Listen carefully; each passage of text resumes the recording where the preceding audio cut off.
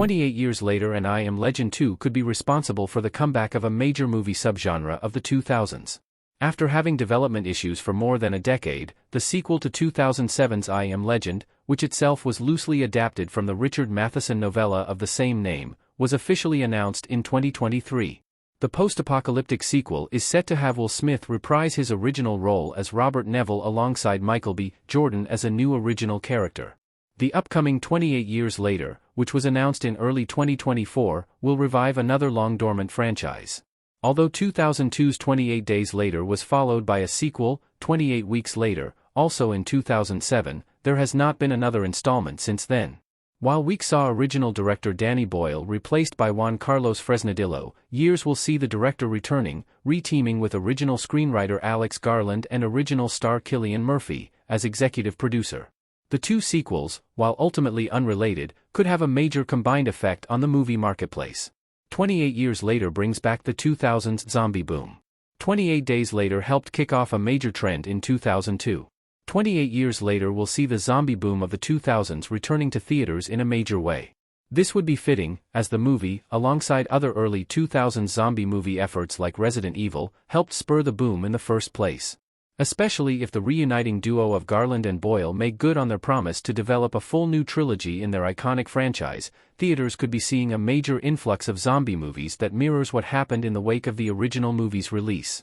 Although there is some dispute whether the 28 Days Later infected can be considered proper zombies, it is undeniable that they were instrumental in propagating a host of zombie or quasi-zombie movies in the mid to late 2000s. This is especially true when it comes to the fast-moving variety, which populated movies like Wreck, 2004's Dawn of the Dead, and, later, Train to Busan and World War Z. The classic slow-moving zombie also experienced a renaissance after 2002, including in a trilogy of new movies by Night of the Living Dead director George A. Romero. I Am Legend 2 continues the zombie genre's modern revival. 28 Days Later and I Am Legend are inextricably intertwined. Will Smith as Robert Neville face-to-face with a Dark Seeker in I Am Legend.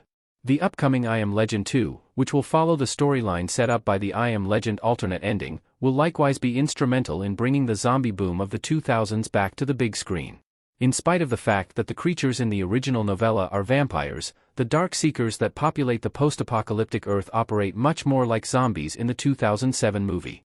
This includes being driven by a more primal rage rather than a hunting instinct and a lessened ability to speak, unlike the vampires in the original book. In general, the original 2007 movie also took its cues from 28 Days Later as much as the Richard Matheson text. This includes shots of its lead character wandering through a completely abandoned major city. I Am Legend took place in New York City, as opposed to London. Even though neither sequel in these franchises will explicitly feature zombies, their pandemic storylines both ring true to the zombie subgenre and may strike a chord with audiences after the worldwide shutdowns that came during the beginning of the COVID-19 pandemic in 2020. The problems with a zombie genre comeback in the 2020s. The zombie genre never truly died. One major issue with 28 Years Later and I Am Legend 2 bringing zombies back to theaters is the fact that the subgenre never really died. Instead, it took after the viruses at the center of many zombie stories and mutated. While big screens have seen a general dearth of zombie content in recent years, the genre has found a new home on television and streaming, a move to the small screen that was led by the AMC show The Walking Dead, which premiered in 2010 and led the genre into a new decade.